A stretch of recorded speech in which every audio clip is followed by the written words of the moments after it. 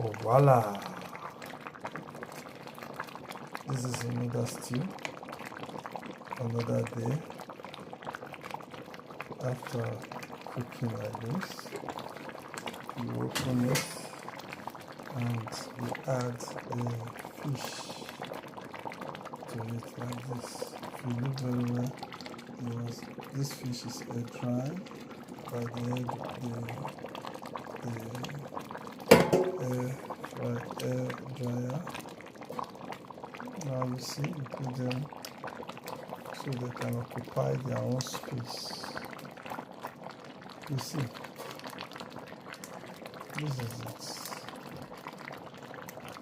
You let it. Then you cover again and load the gas for it to cook more.